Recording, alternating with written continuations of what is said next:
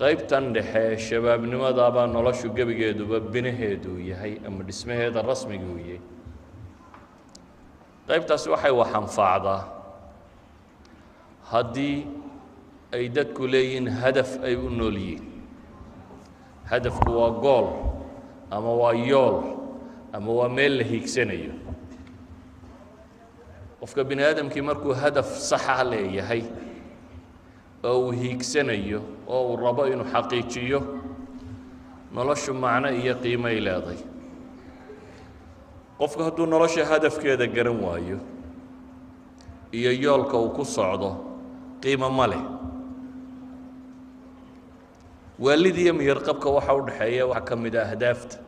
ninka waalani hadaf ma leh iska socdaa wuu warwareegaa wuu soo noqdaa wuu sii socdaa meel looma socdo miyarqabkuse waa qof ahdaaf leh oo meel raba inuu xaqiijiyo nolosha marka si guud loo eego hadday hadaf leedahay oo dadku waxay rabaan inay xaqiijiyaan ay jirto macnay samaynaysa haddii se aanay hadaf lahayn mahmaa la dhaldhalaaliyo qiimo ma leh yacni markab haddaad imka wax walba saarto laakiin aanu buusale meel laba u soconin baddu iskaga dhex jirayaa un la yidhaahdo waa laa macnaa lahu wuxuu markuu buusaliya itijaah leeya uu meel u socdo hadaf leeyahay ayuu qiimo leeyahay nolosha bini aadamkuna waa sidaa waa inay ahdaaf leedahay waa ilaa ilaahay baa wuxuu leeyahay afaxasibtum annamaa khalaqnaakum cabatha wa annakum ilayna laa turjacuun ma waxa u malaynaysaan baa rabbi leeyahy subxaanaه wa tacaala inaanu idin abuurnay cabad dheel dheel waxaan qasdiba laga lahayn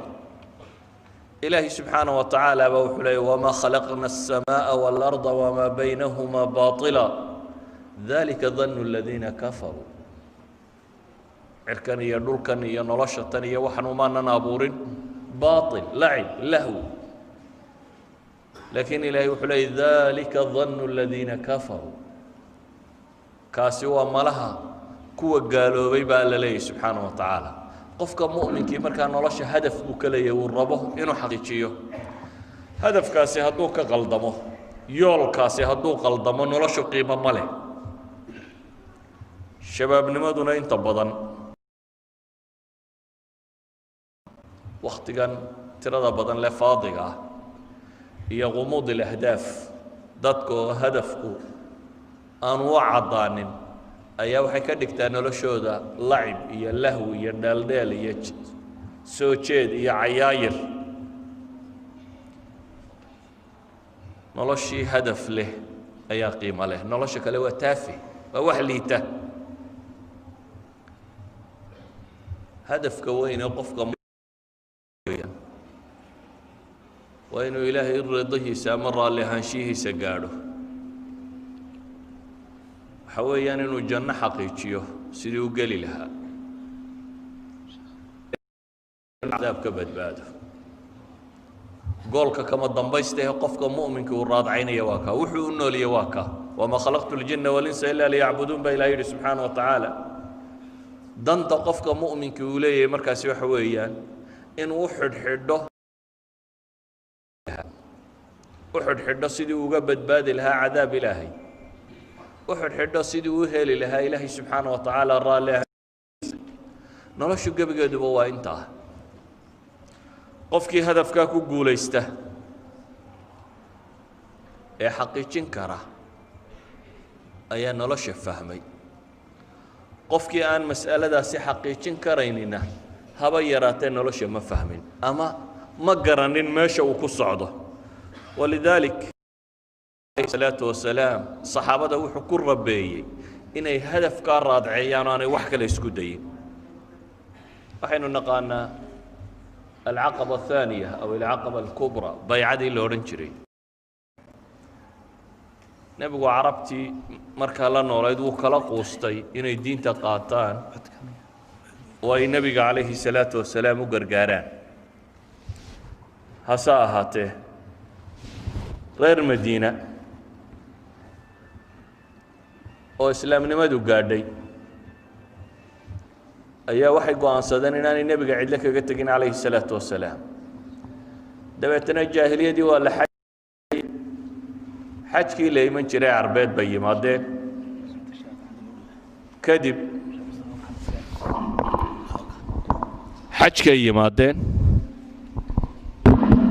xajkay yimaadeen kadib ayay nebiga la kulmeen calayhi salaatu wasalaam wuxuu nebigu weydiiyey shardi ah inuu soo hijroodo ama uu yimaado laakiin inay la imanayaan asamcu waطaaca fi lmanshati walmakrah inay aqbalayaan arrintu markay adag tahay iyo markay fududayba inay wax bixinayaan fi lcusri walyusr inay wanaagga dadka farayaan xumaha reebayaan inaanay ilaahay subxaanahu wa tacaala arrinkiisa mid wax canaantiisa uga hadhaynin iyo inay nebi maxamed u gargaaraan wayaan waxay naftooda iyo caruurtooda iyo dumarkoodaba ka celiyaan waxay idhahdeen haddaanu saa yeello maxaanu leenahay nebigu calayhi salaatu wasalaam wuxuu ku yidhi lakum ljanna janna leedi baycadaasay nebiga la galeen calayhi salaatu wasalaam may odhanin haddaanu taa yeello adiga dabadaa madaxweyneyaasha ma noqonaynaa dowladda maxaanu wasiirna ka helaynaa haddaanu kuu gargaarno carab madaxdeed ma noqonaynaa haddaanu xukunka kugu sugno haddaanu islaamka u jihaatanoo dagaalanno maxaa manfac iyo mansab aanu helaynaa waayo ahdaaftooda waxaa may ahayn ahdaaf dunawiya may ahayn markay yidhaahdeen maxaanu helaynaa waxaa lagu yidhi janna helaysaan lakum ljanna ninkii ugu yaraa ascad ibnu zaraar oo la socda saxaabiga ugu yaraaba wuxuu yidhi warukaadiya heshiiska war ansaaray ka fiirsada waxaa leedhi haddaad sidaa tidhaahdaan nebigu calayhi salaatu wasalaam oo aa qaadataan carab oo dhamme hadda qowl qura idinkaga soo wada tuuraysaa carab oo dhamme waa idinka wada hor imanaysaa ee maxaa yeelaysaa waxa la yidhi naga weeco wiilow heshiiska saasaanu nebiga kula gelayna calayhi salaatu wasalaam yacni dad hadaf u socda bay ahaayeen nolosha waxa kale qiimo lama lahayn dadka maanta jooga waxaa laga yaabaa in ahdaaf yaryar oo tiro badan lagu sameeyo dadaal jaamacadda ka baxa jaamacadda haddaad secondary ka soo bax baa lagu leeyay kow haddaad keento natiijada intaa leeg mu'ahal waxaad u tahay inaad jaamacad gasho waxa hadaf lagaaga dhigay inaad jaamacad gasho jaamacaddaad imanaysa waxa lagu leeyahay buudnada intaa leeg haddaad keento waxaad mu'ahal u tahay shahaado lagu siiyo bachelor baad qaadanaysa suuqii shaqadaa wuxuu leeyahay haddaad bachelor intaasiya la timaado shaqaa lagu siinaya shaqada markaad hesho waxaa leeyahay haddaad lacag intaa leeg soo hoyso dee waad guursan karaysaa markaad guursatana dee guraad dhisan karaysaa waxaanaad waddoo dhammi way dhammaanayaan maxaa cimriga ku dhammaaday ahdaafta xaqiiqigii maxay tahay haddaad gaadho aad guulaysatay haddaad gaadhi weydana aad hoogtay nabiga calayhi salaatu wasalaam ayaa qabiilu yimi waxay idhahdeen waanu islaamaynaa cid diintana barta nagu dar dabeetana nimankii quraada la odhan jiruu nebigu ku daray 70 culamadii muslimiinta ee saxaabada ka mid ah ayuu nebigu ku daray rag xoogsan jiray oo masaajidkana biyaha u soo dhaamin jiray cibaadana u go'ay islaamkana faafinayay waraaqna wuu u dhiibay qabiilkani waxay u socdeen nebi maxamed inay khiyaameeyaan oo ay aargoostaan unoo cid ay dilaan inay ka helaan oo cid ay khiyaamayn karaan ficlan nebiga calayhi salaatu wasalaam waa ku dhacday khiyaamadaasi markii cidla loola baxay ninkii waraaqda siday markuu is yidhi qabiilka ninkii madaxda ahaa waraaqda u dhiibuu nebigu u soo dhiibay ayay xagga dambe ka mareen oo waran bay geliyeen xagga kale waran looga saaray nimankii la socdayna waa la laayay markaasuu ninkii dhintay waa xaraam ibnu milxaan ninkii dhintay baa wuxuu leeyahay markii waranka la geliyey فزت ورب الكعبة ilaaha kacbada leebaan ku dhaartaye